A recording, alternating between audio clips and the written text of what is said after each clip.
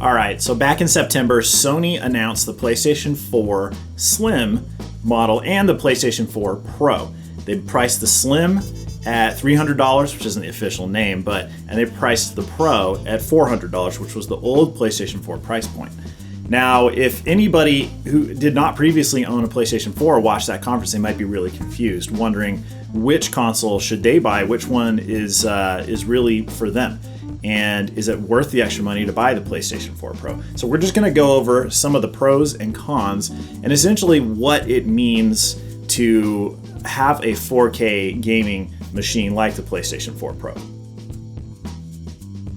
Now, the first thing we need to establish is that it is up to the developer exactly how this is implemented. Now, apparently, if they support 4K, the frame rate could be blocked off at 30. Alternatively, they could include a mode where you can play at 1080p, a traditional HD resolution, at a higher frame rate, like 60 frames per second, or at higher graphical fidelity. Things like more foliage, longer draw distances, things like that. Now, the texture resolutions are going to be the same between the PlayStation 4 and the PlayStation 4 Pro versions of the games, because that's the way that the system architecture is put together. But you could see enhanced performance out of the PlayStation 4 Pro, even on a standard HD television without the 4K options. So that's very appealing. However, for multiplayer, you're not going to see necessarily a frame rate advantage because they're trying to maintain parity across the older models of the PlayStation 4, meaning you won't have an advantage playing with the PlayStation 4 Pro online like it might sound. It sounds like it's the Pro, it's for somebody who's maybe a pro gamer, but that's not the case. What difference does 4K make?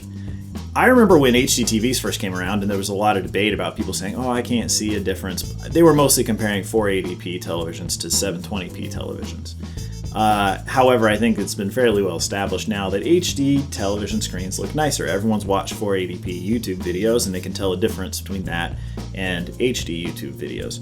Now, this really comes down to an issue of what the human eye can recognize at what distance. You essentially have, if you have 360 degrees of vision all the way around you, then we can measure in degrees how much resolution the human eye can recognize. 60 pixels per degree of vision is what the human eye can notice the difference of. Like, that's kind of the max resolution, where there's really no such thing as a resolution in the eye because it depends on where exactly you're looking. That's the best number that we have to go off of. So there's a nice graph that kind of illustrates this you guys can take a look at. But what this essentially means is the distance from a television that you are is going to strongly influence what level of detail you can discern in that television. And that in turn has a relationship with what the resolution of that television is. If you have an 80-inch television, which is massive television, and if that television is at 480p at distances of 25 feet or greater away from that television, HD, 4K, and 480p will be indiscernible from each other. You can't notice the difference from that distance. You have to get closer to tell the difference. So taking that same 80-inch television, 720p, which is the first step into what we consider to be HD resolution, is noticeable from 25 to 13 feet away from that television. Now, again, we're talking about a massive TV here, 80 inches, it's huge. So 25 to 13 feet away from that television is where you're going to really start to notice the effectiveness of 720p HD. Now you take that one step further, 1080p is something that you can start to notice on an 80-inch television from about 13 to 10 feet away from the TV. That's when you're going to notice that difference over 720p, but you still won't notice a necessary difference between that and 4K. So that means that you have to be within 10 feet of an 80-inch 4K display for the human eye to notice the difference between 4K and traditional HD 1080p. And to notice the full resolution of a 4K TV at 80 inches, you would have to be roughly 5 feet away from that display. So for a display that large, that's incredibly close. What this tells us is that 4K helps mostly with close viewing. So if you think of the higher resolutions of your phone, for example, or maybe a desktop monitor, that could have some decent application. However, when you're playing in on a TV, on your entertainment center, at a greater distance, because research says people sit an average of 9 feet away from the TV when they play, you're right there on the threshold of where you're probably not going to notice the difference between HD and 4K on an 80-inch television. So along with that, consider this. Most movie theaters are still projecting movies at 2K. Now, oftentimes you'll see that you're in a theater with a 4K projector and you must assume I'm seeing this movie in 4K.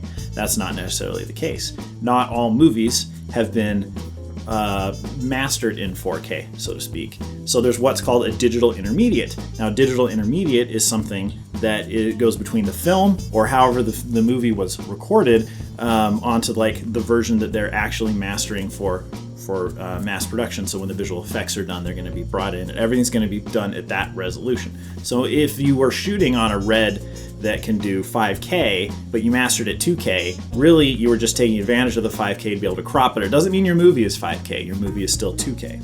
So this is important to consider, because if you've ever been to a movie theater, which most of us have, and you walked away perfectly fine with the resolution that you were experiencing, it's important to understand that you were essentially experiencing 1080p in most movie theaters in the United States.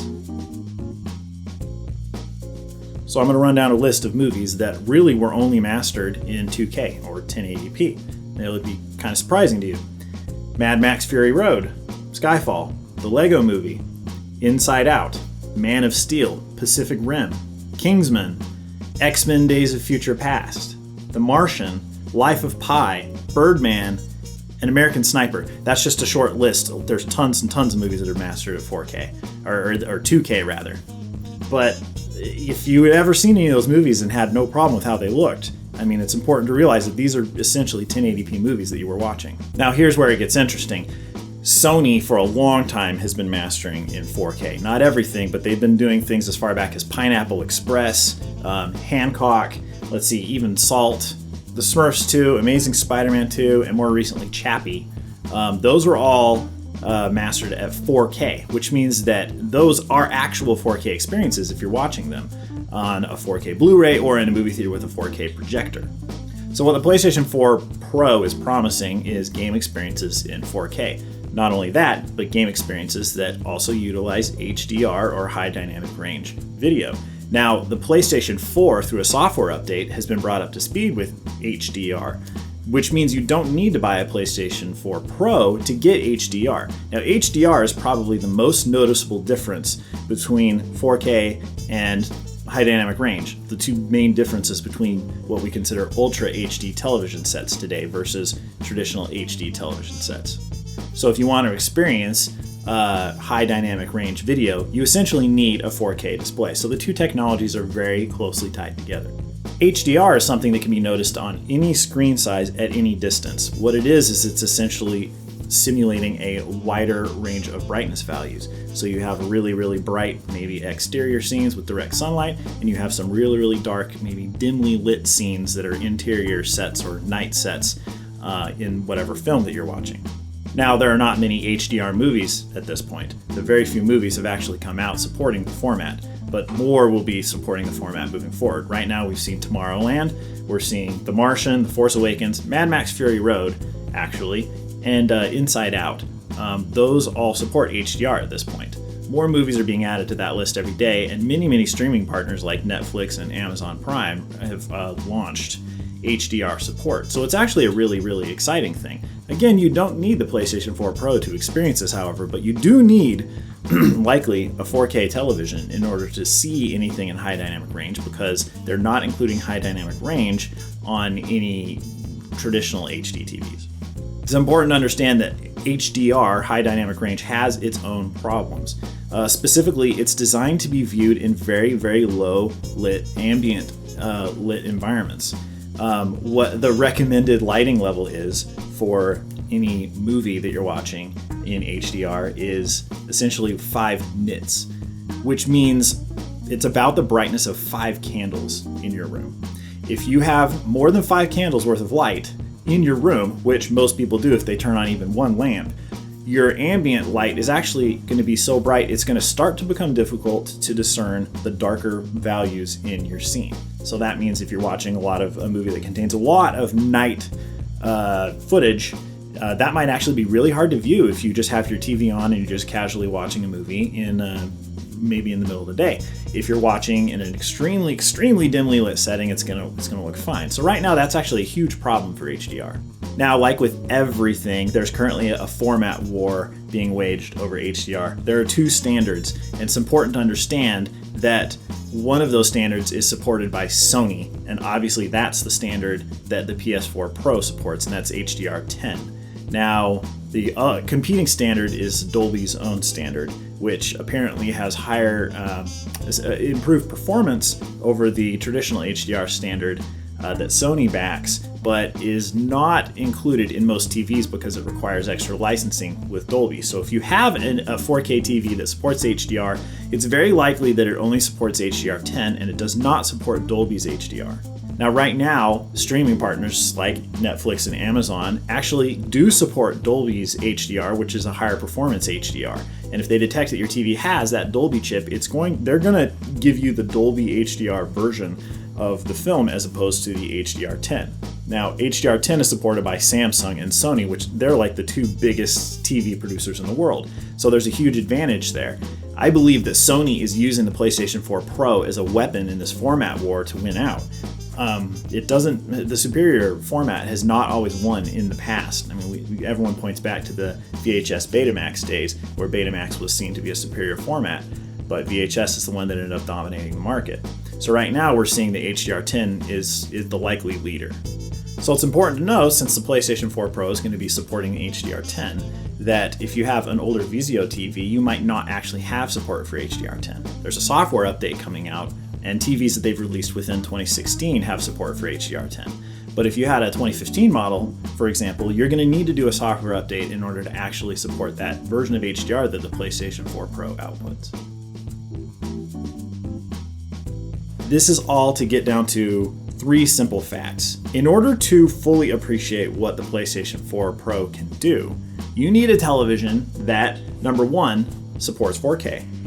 Number two, supports HDMI 2.0 or higher, which most recent 4K TVs do. The first generation 4K TVs didn't support that, which means they were taking an HD signal, a 1080p signal, and up-resing it to 4K, but it was not actually 4K. So you need to make sure you have a TV that supports HDMI 2.0 or higher. You also need a TV that supports Sony's HDR10 high dynamic range format and not strictly Dolby's. Now, right now, there are TVs that support Dolby's and HDR10 at the same time, and like I was saying, Vizio is going to be updating to be able to support that, so it's not as strict of a requirement.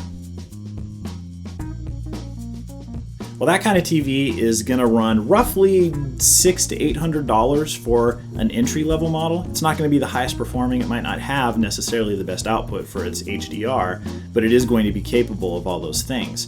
You add on top of that you need to purchase the PlayStation 4 Pro for $400, and you're looking at a baseline entry-level experience of $1,000. Now, if you've already dropped the money on your 4K TV and you've checked to see that it's a recent enough model that it supports the HDR and that it supports the HDMI 2.0, then you're in luck. It's not that big of a deal. If you were willing to spend $100 more for the PlayStation 4 Pro, then have at it. Otherwise, if that's not the TV that you own, it's possible that you'll see the added benefits of the PlayStation 4 Pro at regular HD in the form of better looking graphics, maybe higher frame rates. So really what we're looking at here is you need to make sure that you have a recent 4K television, and if you're willing to spend that extra $100 on your PlayStation 4 Pro, then have at it. We know that in VR it's apparently going to help boost frame rates and make the VR experience a little smoother. So if that's another $300 something that you're willing to drop to go the VR route, then the PlayStation 4 Pro might be a smart decision. For me personally, I'm perfectly fine with the PlayStation 4 over the PlayStation 4 Pro, and I'll tell you the main reason why. Sony is going to require, moving forward, every developer to still support the PlayStation 4 with every version of their game. That means that they will never be coming out with games this console generation unless those contracts change that strictly work on the PlayStation 4 Pro. It means that every game you will still be able to play, they will still be smooth experiences. They might not be a 60p or 60 frame per second 1080p experience. That maybe the PlayStation 4 Pro can provide you, but the regular PlayStation 4 will still have games that will be in the ballpark of what you would expect to see from anything on the PlayStation 4 Pro itself. So there you have it. If you're looking to buy the PlayStation 4 Pro, let me know what your experience has been. It's important to understand that there is a range to the kinds of 4K TVs out there. So while you can get an entry-level 4K television at a fairly cheap price, it's not going to have the greatest performance, the greatest color range, the greatest high dynamic range support. And so your experience will greatly vary depending on the kind of television you have.